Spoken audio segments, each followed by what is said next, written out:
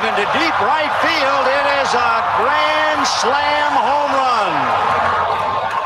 run. Will Clark, one of the great hitters in the National League, one of the great hitters in baseball, has a double and 2 home runs, one of them a grand slam. And that has broken it wide open. The Giants 8 and the Cubs 3. Wow, I remember that like it was yesterday, Larry. And we got the great number 22 on the phone. Thank you so much, Will, for joining us. I know you're busy. How are you? Doing great, guys. How about y'all? No, doing great. We got the news last night, the unfortunate news, Will, of the passing of the great Vince Scully. When you heard the news, can you kind of share with us your initial thoughts? The first thing I thought about when I heard about Vin was just the fact that what a unbelievable human being. I mean, not only for the game of baseball, but the game of life. And, he was there for so many unbelievable moments in the game of baseball, whether it was with the Dodgers or as you heard in that call right there in '89, whether it was us and the Cubs, for what that man did for the sport and the gentleman that he was away from the field, it was absolutely a heartfelt loss. Absolutely. Man, Saturday night was magical, Will. I'll speak for the entire Bay Area just by saying we love you, brother. I mean, and that was incredible. And I just want your thoughts on, now you've had a couple days to kind of breathe a little bit, sit back with your fam and kind of break it all down. What was Saturday night like for you? Saturday was so special because, it had been, 2 years in coming. I had prepared extremely well for it.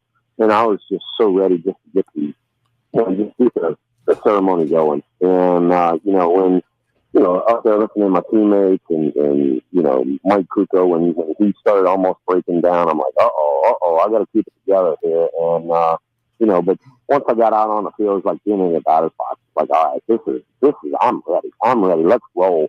And, the whole point of, my speech was, I was put in a position to do things because of my teammates, because of the fans, because of the city that I played in, all that sort of stuff. And I wanted to bring everybody along for that ride. Will, let me ask you this, because back to Saturday, and Larry was right. It was emotional. And for me, I didn't even know how heavy it was going to get. But to see, the fire you still had, the love that the fans had for you, and I'm seeing you embrace Barry right now. I'm like, that's the fire I want to see from the 2022 Giants. And Will, I don't see that from the players or the managers. Is that a fair criticism? I want that back. Put it this way. I'm not going to disagree, shall we say. Okay. My big thing, was when I'm out there on the field and something good happens, something bad happens, whatever, the fans that are in the stands want to see that, hey, look, you care. And for me personally, I'm all about, the enthusiasm and showing emotions and all that. So you'll never, ever hear me say, no, I want less. No, I actually want more. I want somebody to wear it on the sleeve. I want to know that they care. Hearing Joey Bart do an interview, he's like, man, Will's my guy. And he's so invested. You're invested in these guys, but they're also invested in you. And I know you spent time as a roving instructor with the Giants. I know your schedule's busy and you got a beautiful family. And I'm not speaking about the Giants situation in particular. It's more of a general question.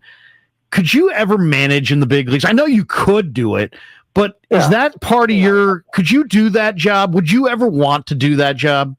I could do it, but I am also not that guy that's going to consistently pat you on the back when you're screwing up.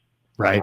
If you're screwing up, I'm going to tell you, you're screwing up, and I'm going to be all up in your grill. And, some of these guys now can't take that constructive criticism. I'm flat out being serious. And, they would cower away instead of stepping up. And I was very prideful in the fact that Matt Williams, Robert Thompson, Kevin Mitchell, Barry Bonds, you name all the names, these guys stepped up. They stepped up. And they wanted to be there, and they were willing to take the constructive criticism that came with it. And that's why we won.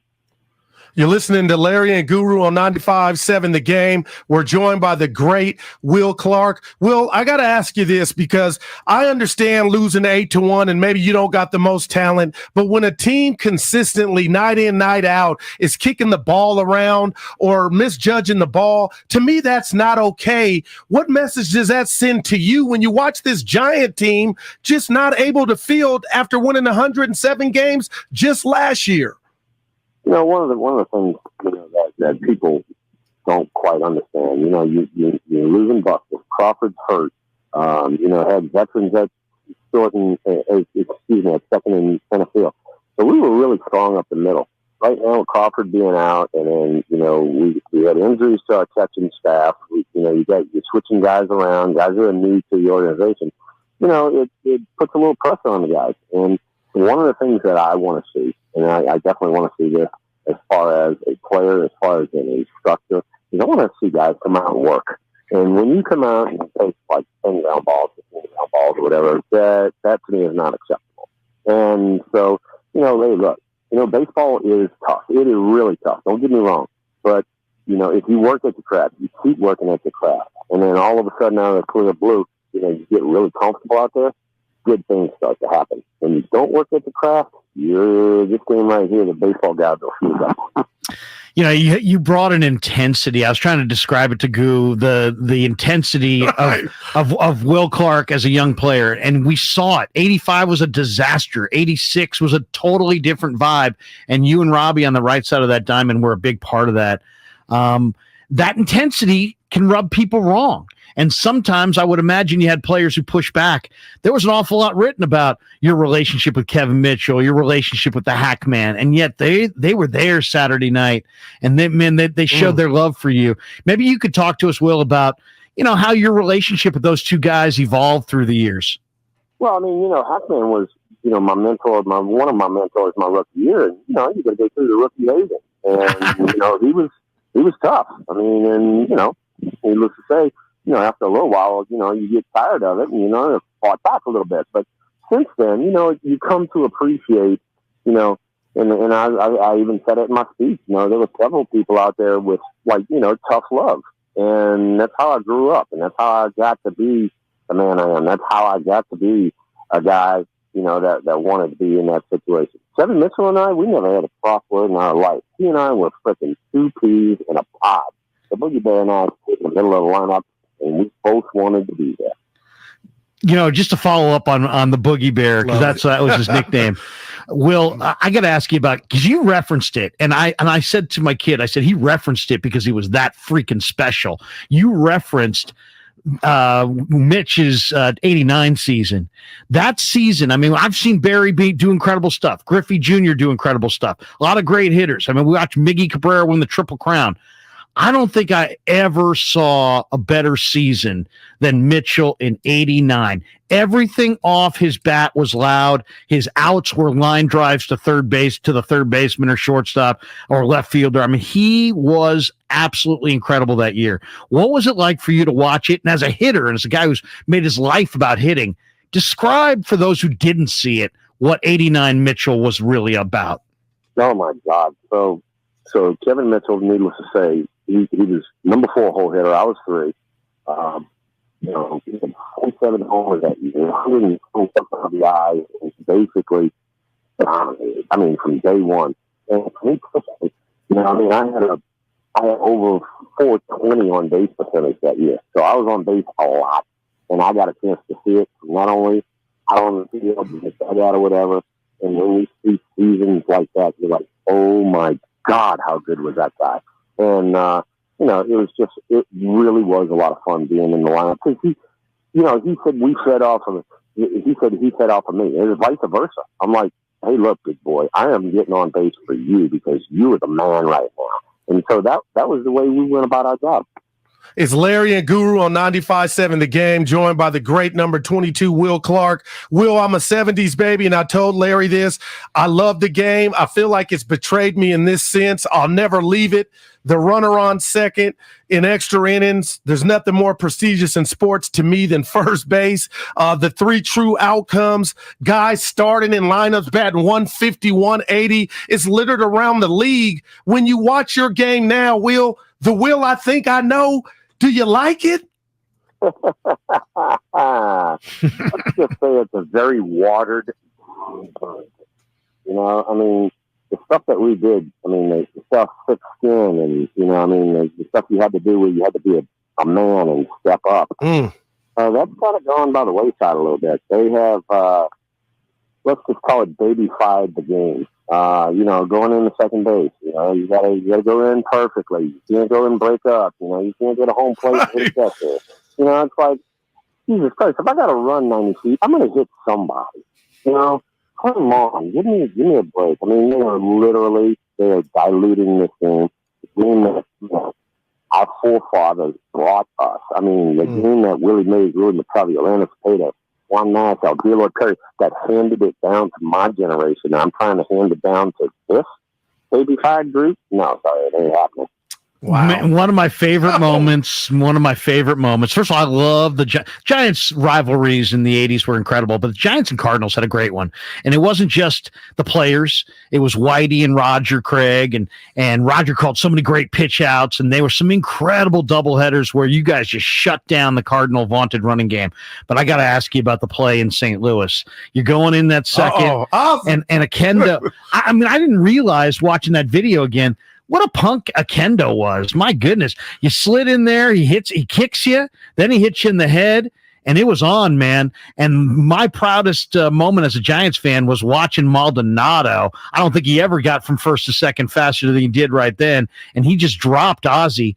Tell me your thoughts of that moment, and have you ever talked to either Candy about it or Akendo or Ozzie about it? So, you know, later in my career, I went over to St. Louis, and you know, Akendo was my third base coach, and he and I went and had beers, and we laughed and giggled, cut up, and it's just, hey, boys being boys, playing hard, playing the game hard. All that stuff, believe it or not, started from the night before. There was some issues that we had with some guys from the night before. We didn't take care of the job on the field, so I said, well, shit, I'm gonna go take care of the job, and you know, going down there, you know, like I said before, if I got to run 90 feet, I'm going to hit somebody. So here we go. Game on. And then, you know, I get clapped or whatever it was on the ground. It's like, Here we go, big boy. Where is uppercut right inside your nose? We'll get you out of here on this one. I know you're busy. Every time I get the opportunity to talk to a former big leaguer, you know, a position player, I say, you remember your first home run? And yours was off the great Nolan Ryan. Talk to us about that. Talk to you about it.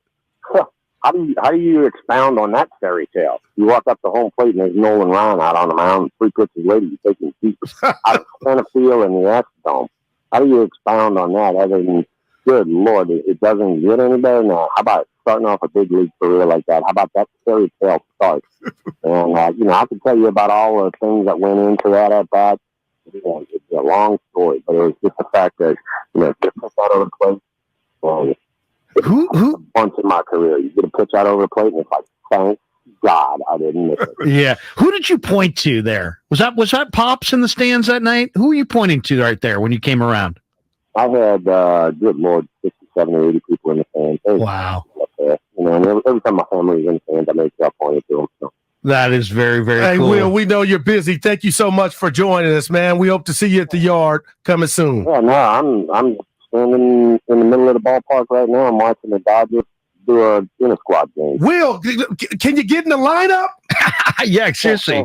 We could use your bat. Put it this way. You guys have seen some of the videos and stuff. I can still swing a baseball bat. I saw you hit one of the China base. Did you see that? The problem is getting down to first base. Thanks a lot, Will. Congrats again, Will. You got it. Y'all have a good one.